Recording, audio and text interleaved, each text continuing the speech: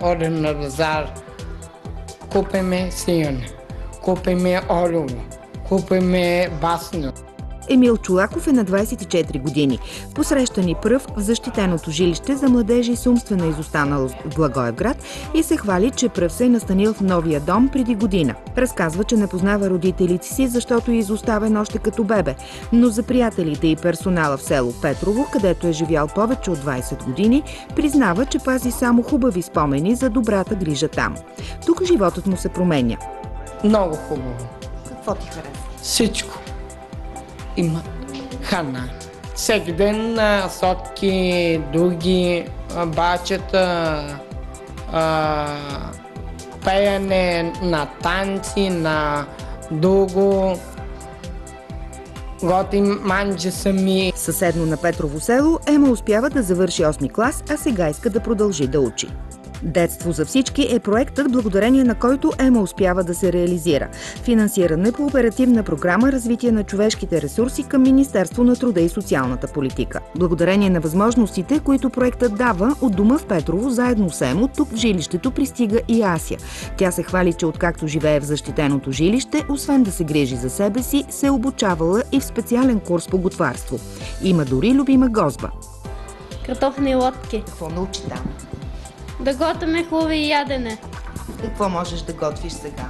Питки, леста, негрече.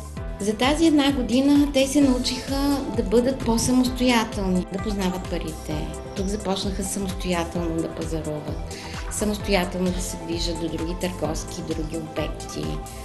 Научиха се да ценят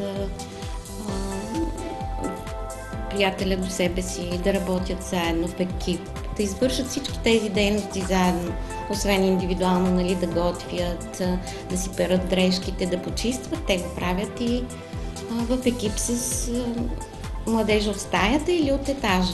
Младежите станали приятели не само помежду си, но и с съседите, чието къщи са в близост до новия им дом. Двама от младежите, Сузана и Красимир, които също пристигат в защитеното жилище от дом, вече работят. Тя е помощник в кухнята на кафе-ресторант в центъра на Благоевград, а той на автомивка. Тези деца и младежи не са с нищо по-различни от останалите деца и младежи.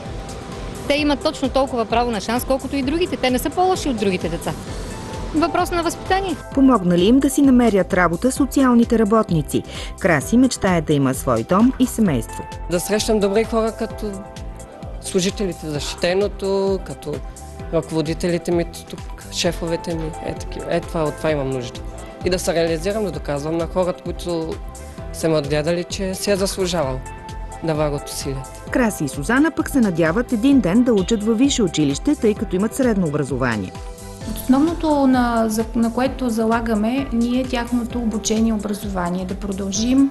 Двама от младежите бихме искали да ги запишеме в Югозападния университет Неофит Рилски с направление социални дейности. Това е тяхното желание.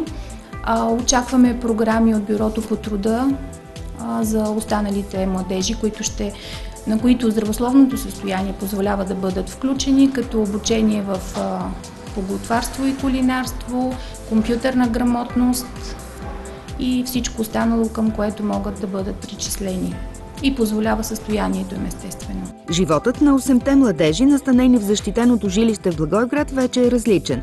Това стана възможно благодарение на проекта Детство за всички, реализиран с финансовата подкрепа по оперативна програма Развитие на човешките ресурси към Министерство на труда и социалната политика.